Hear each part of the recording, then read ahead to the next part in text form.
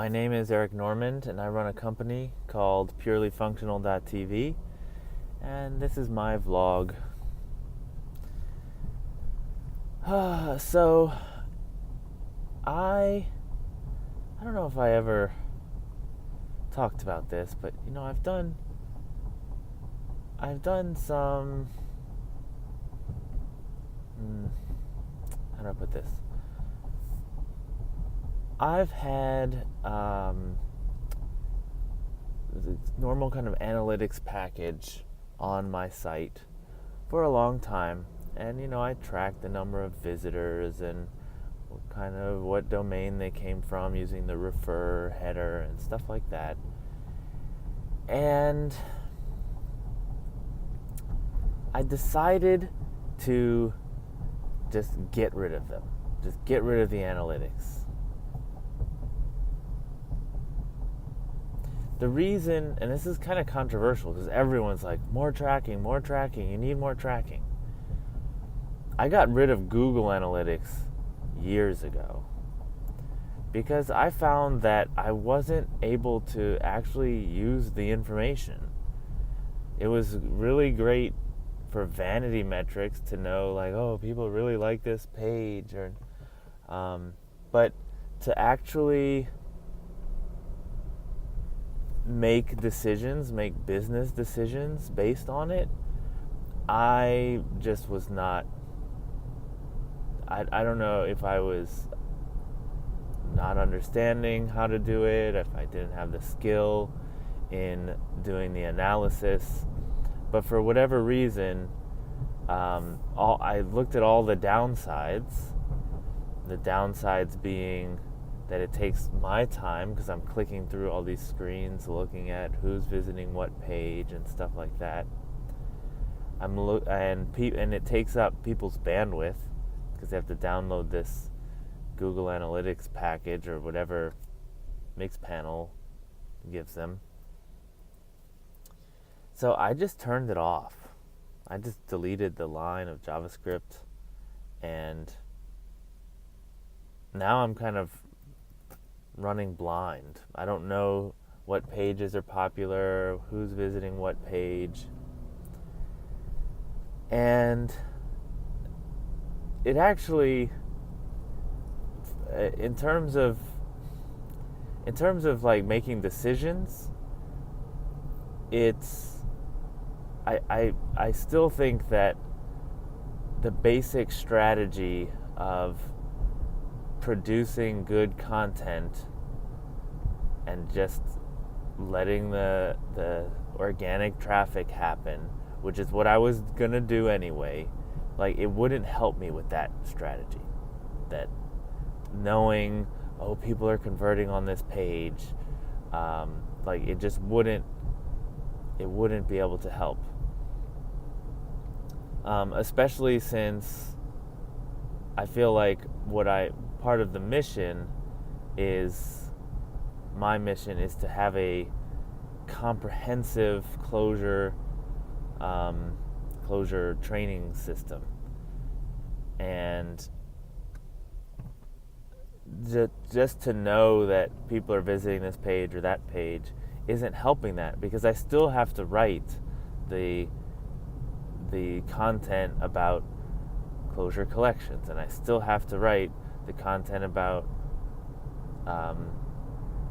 the syntax and all that stuff. I still have to write it, and I didn't have the bandwidth. So the kinds of decisions you're supposed to be making with this analytics data. All right, let me back up. So one of the things that you do learn with the analytics package, which I don't have right now, is that your site is working, right? That it hasn't been like delisted completely from Google, right? That you are getting traffic, and that's nice to know. That's really nice to know. And so, that's one of the reasons that I might put it back on, is just as a monitoring system, that, like, people are visiting, they're seeing the page, they're not clicking away immediately. Those kinds of things are good to know. But then there's this other thing that you're supposed to be able to do, which is like, so once people are visiting a certain page, you can start to do like A/B tests and stuff. Like, what if I change the headline? What if I change the position of this form? What if I change the color of the button? Those kinds of things are supposed to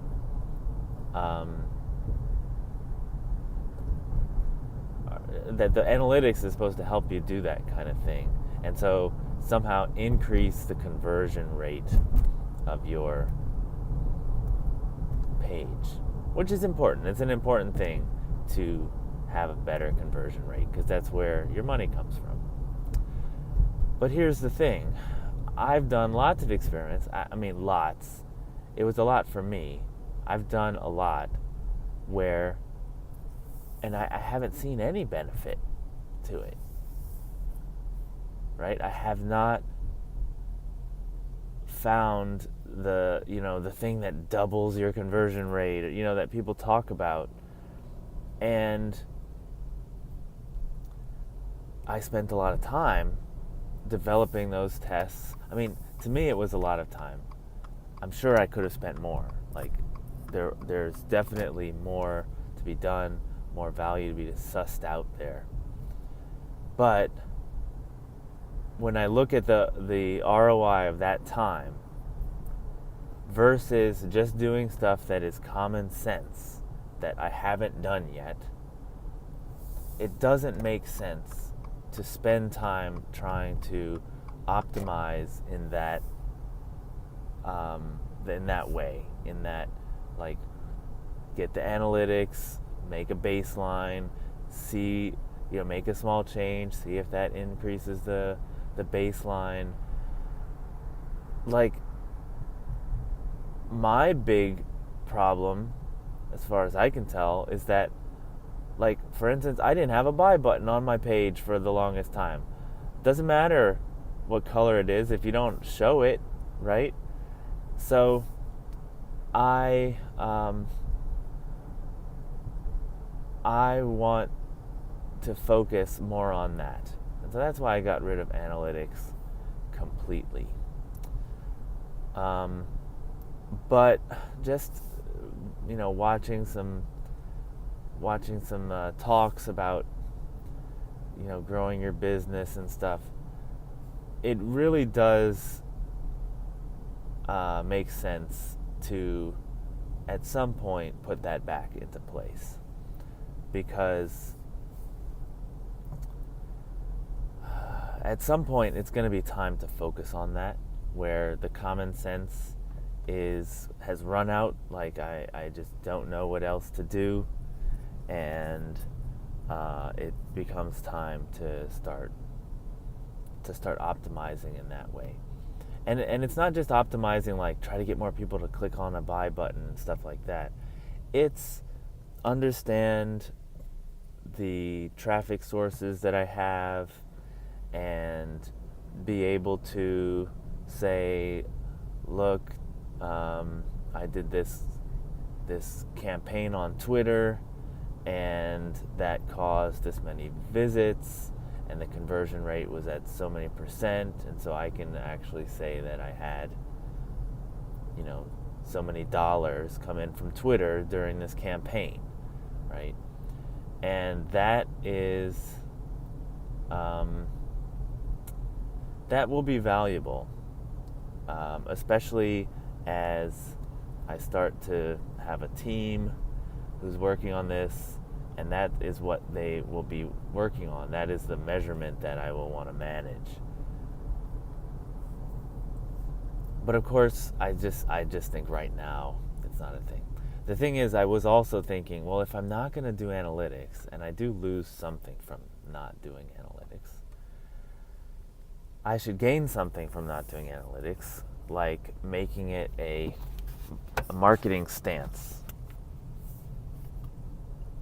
Right? I could say, I do not track, I do not, cookie you, I do not put analytics packages on this. I trust you, I respect your privacy. You know, I could make a marketing stance on that. But I don't want to take that stance and then regret later when I do want to put the analytics package. So I do think I will want analytics in the future. I was talking to someone last night. He's actually an MBA and he taught business in college. So that's something. And he asked me what the biggest problem was in the business, and I said marketing. And you know, I have this problem, which is that I can't tell whether there are more people out there that I'm not reaching, or whether there just aren't enough people that want to learn closure. And you know, even if I do reach all of them, there's just not enough, right? It's entirely possible that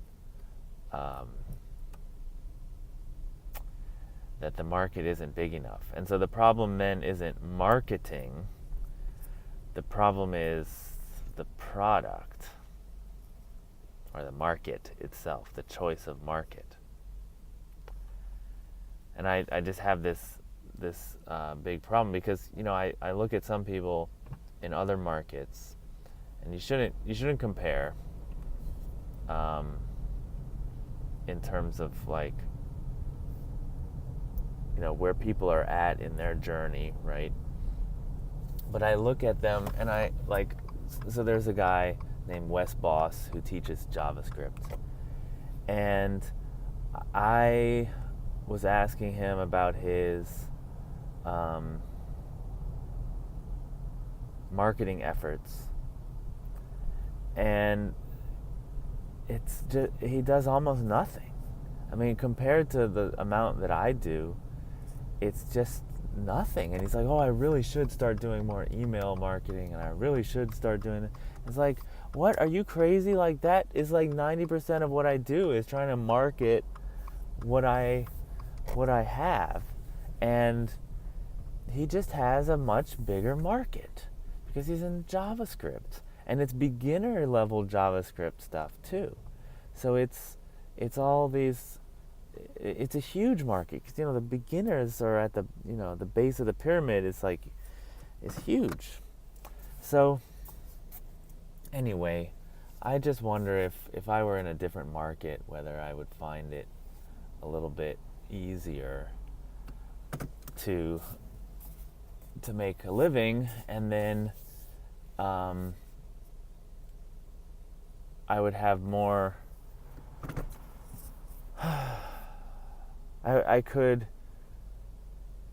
do it in a more systematic, and so the reason I think systematic, look, I'm overworked.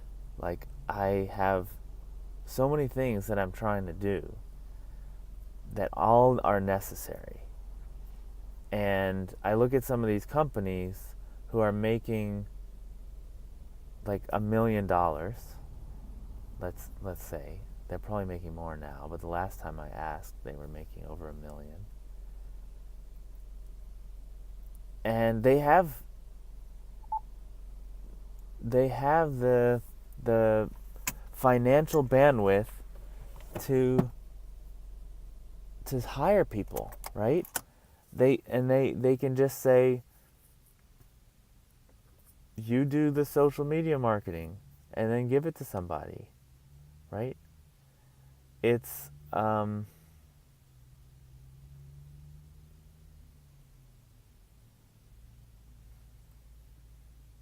distressing, because the other thing I think about is that, so I have this idea for a JavaScript based course, and I think it's got a big market. It's not because it's not just JavaScript in general, right? It's people who want to do technical interviews in JavaScript.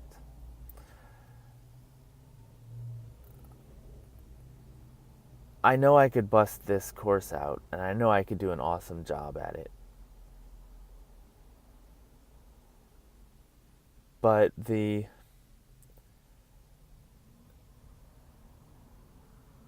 and I know that there's a big market.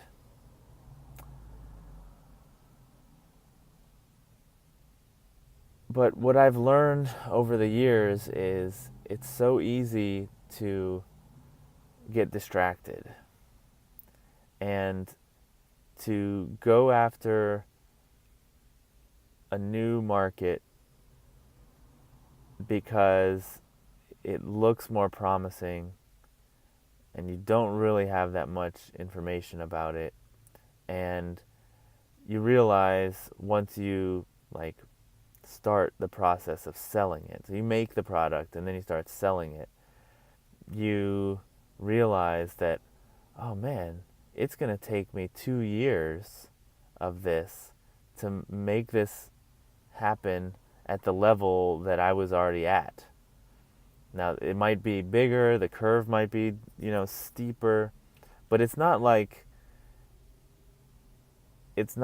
you just jump into a big river and you got like all these fish now. It's more like, okay, you're at this river, now you're going to this river, and you had all this stuff set up on this river to catch fish. Now you gotta one by one move the things over, start catching fish, and set it up again so that you can catch bigger fish and bigger fish. And the problem is, if you had spent those 2 years on your current business, you would be that much farther ahead. So the dilemma is, the reason I keep thinking about it is, maybe I should start now because it's going to take 2 years, but then I'll be in this bigger river with bigger fish,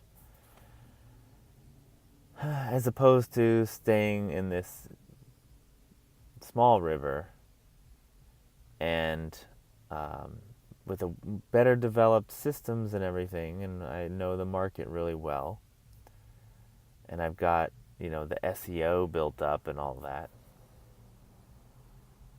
It's tough. It's a tough choice because it's all unknown. Right? The only thing I know is that the JavaScript world is bigger than the Clojure world. There's more people in it. There's more demand. There's more jobs.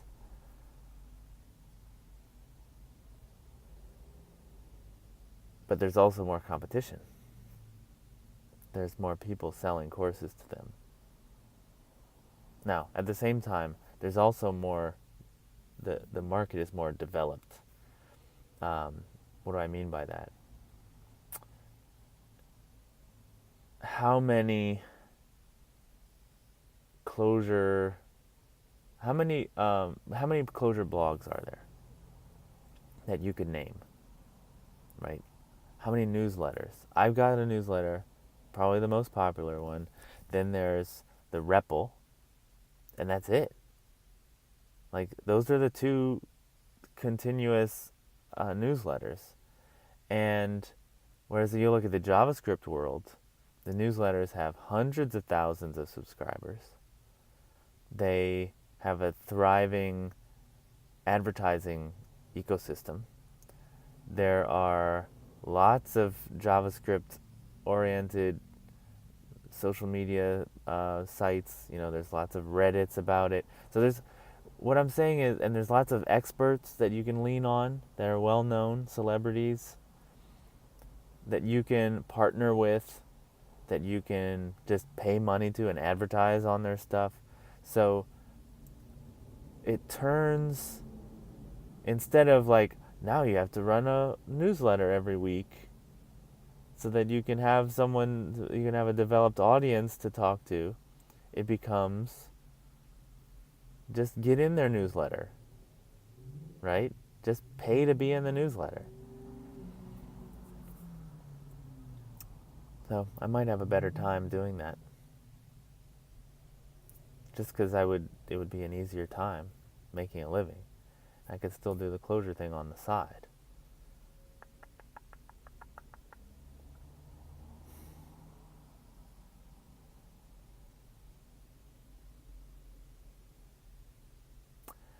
Oh, well. So those are my thoughts. And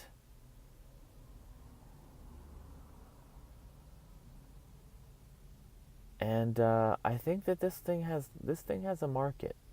So now I'm thinking I should do that. I should find a week where that's what I focus on.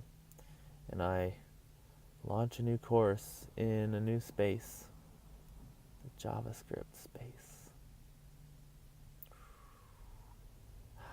All right. My name is Eric Normand, and thanks for watching. I appreciate you. Thanks for being there.